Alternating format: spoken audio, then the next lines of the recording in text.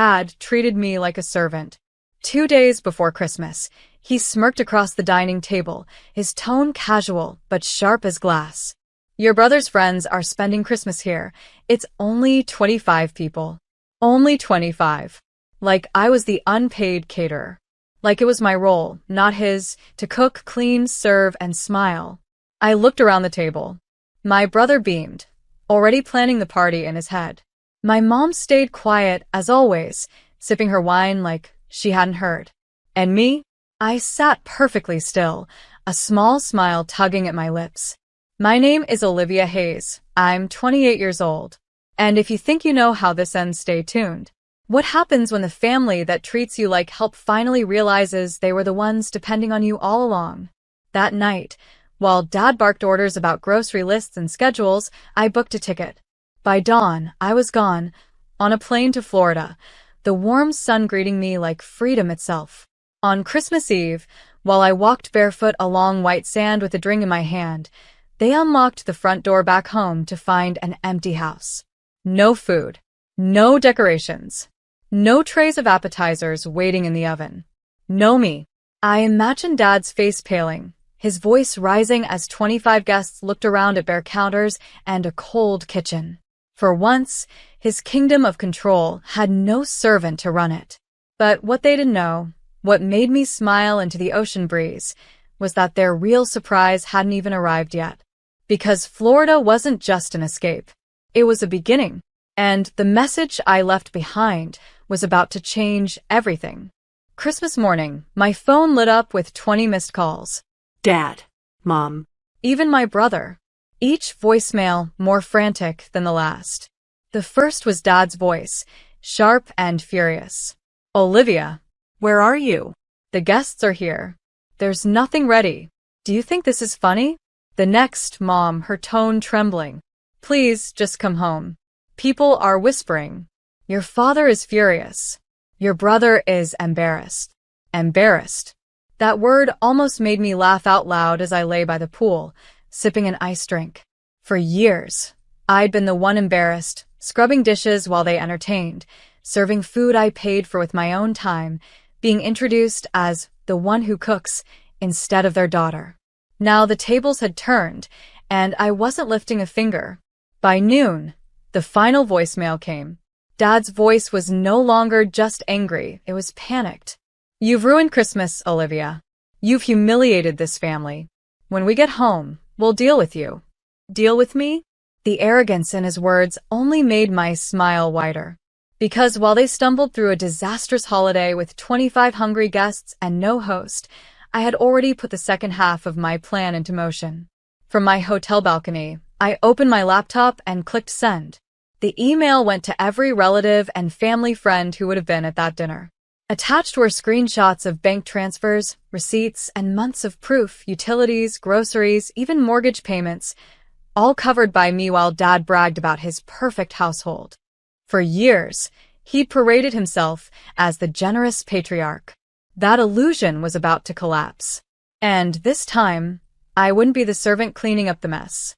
By the time I finished breakfast on the hotel patio, my phone was buzzing again, this time with messages not from my parents, but from cousins and family friends. Olivia, is this true? You paid for all the utilities. Why didn't you say something sooner? And the one that made me smirk. Your dad looks like a fool right now. He's furious, people know. The proof had done its job. Screenshots didn't lie. For years, I'd been footing the bills while Dad puffed up his chest and bragged about how he provided everything. Now everyone could see the truth. The servant he mocked was the reason his house even functioned. That afternoon, I got a call from Aunt Lisa, the only relative who had ever treated me kindly. Her voice was low but firm. Olivia, your father is beside himself. Half the guests left early. He tried to spin it, but everyone saw the chaos. He can't stop them from talking now. I closed my eyes and let the warmth of the Florida sun wash over me. For once, I wasn't dreading what waited at home. I wasn't bracing for another command. I was free. Meanwhile, the texts from Mom grew more desperate. Your dad's reputation is ruined. People think we used you. Please take it back. Tell them it was a misunderstanding. I typed one reply and hit send. It wasn't a misunderstanding. It was the truth. And then I silenced my phone. Because the beauty of truth is that once it's out, you can't shove it back into the shadows. Dad had built his authority on appearances. But appearances don't pay the bills, and now everyone knew it. The morning after Christmas, Dad finally broke his silence. A long email landed in my inbox, the subject line in all caps, "You will fix this." His message was a storm of anger. "You embarrassed us. You humiliated this family in front of everyone we know. You will tell people you exaggerated. You will apologize. And when you get back, you'll take responsibility for this mess you created." I read it twice, sipping orange juice by the hotel pool, then laughed out loud. The mess I created? The only mess in his house was the one I'd stopped cleaning up.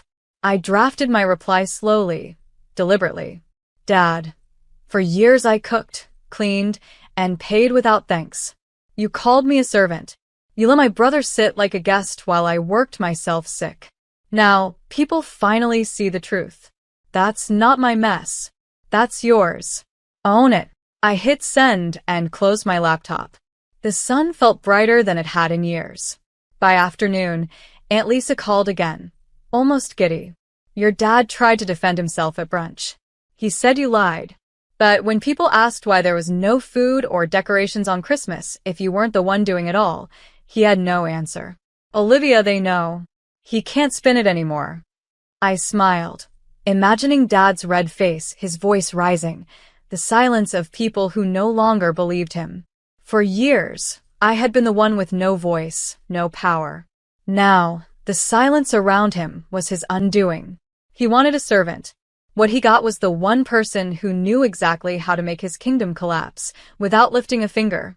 By New Year's, the cracks in Dad's reputation had widened into full collapse.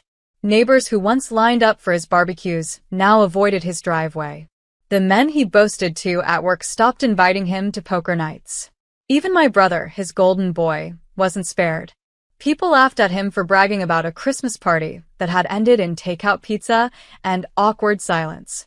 And all of it happened without me lifting another finger. One evening, I got a call from Grandma.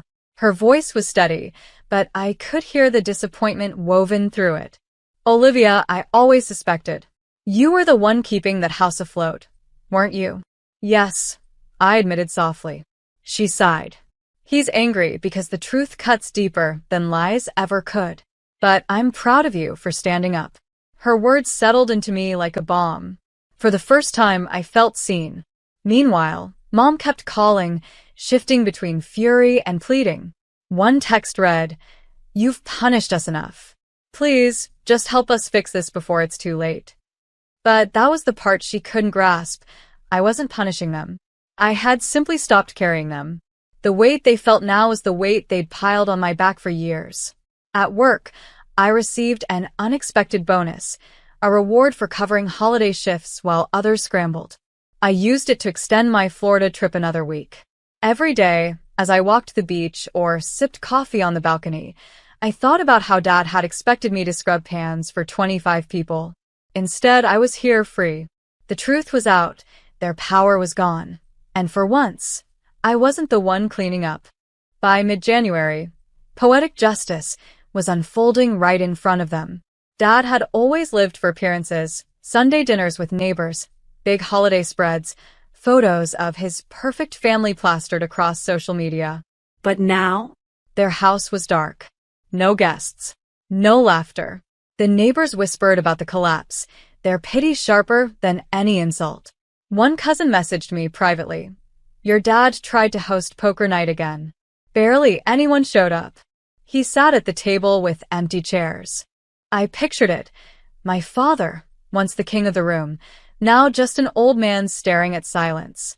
Mom's messages shifted from demands to desperation. "We can't get the bills straightened. The cards keep declining. People are asking questions we can't answer. Please, Olivia, just come home and help us."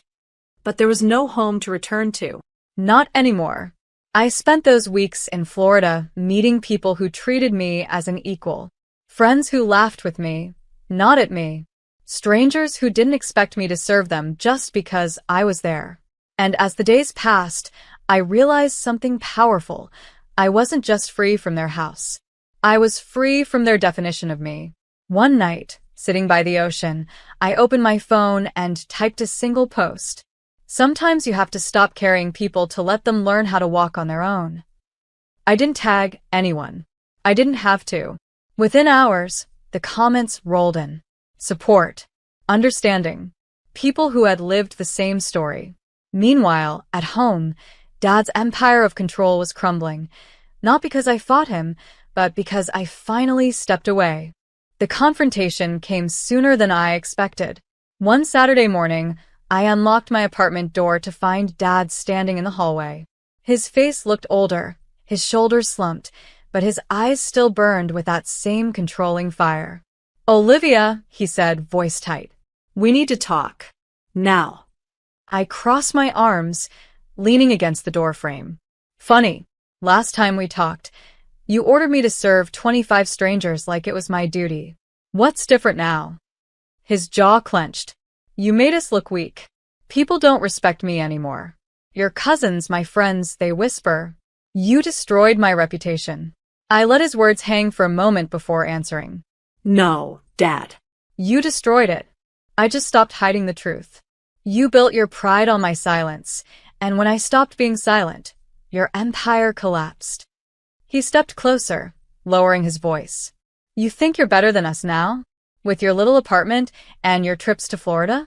You'll regret turning your back on family." I met his glare with calm, steady eyes.